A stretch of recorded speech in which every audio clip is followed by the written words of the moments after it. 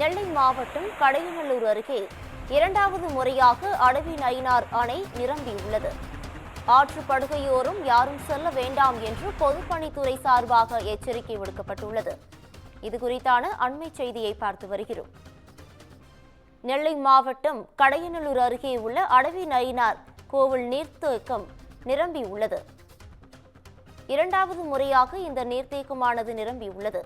அடவி நயினார் கோவில் நீர்த்தேக்கம் முழு கொள்ளளவான 132 அடியை எட்டியுள்ளது.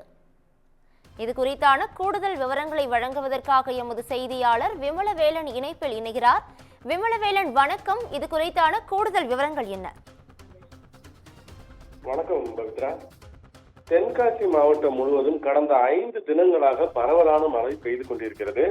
இதன் காரணமாக மேற்கு தொடர்ச்சி மலைப்பகுதியிலிருந்து நேற்று இரவு முதல் வெளுத்து வாங்கிய கனமழையினால மேற்கு தொடர்ச்சி மலைப்பகுதியை ஒட்டியுள்ள பல்வேறு நீரோடைகள் மற்றும் நீர்வீழ்ச்சிகளில் தண்ணீர் வரத்தானது அதிகரித்து காணப்பட்டு வருகிறது.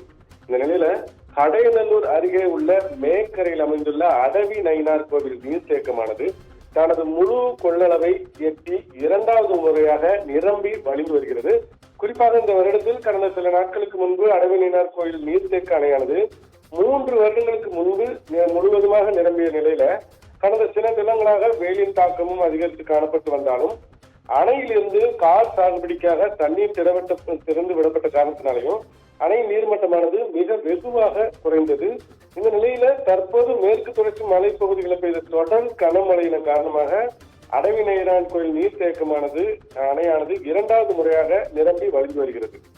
தற்போது அணைக்கு 100 கன அடி நீர்வரத்து வந்து கொண்டிருக்கிற நிலையில அணையிலிருந்து வெளியேறும் நீரின் அளவு அதே 100 கன அடியே வெளியேற்றி வருவதால் அனுமன் நதி ஆற்றில் தற்போது வெள்ளப்பெருக்கானது ஏற்பட்டுள்ளது. இதனால் ஆற்று படுகை ஓரத்தில் யாரும் செல்ல வேண்டாம் என பொதுப்பணித்துறை சார்பில் தங்களுடைய சுற்றியுள்ள பொதுமக்களுக்கு எச்சரிக்கை விடுக்கப்பட்டது குறிப்பிடத்தக்கது. பவித்ரா,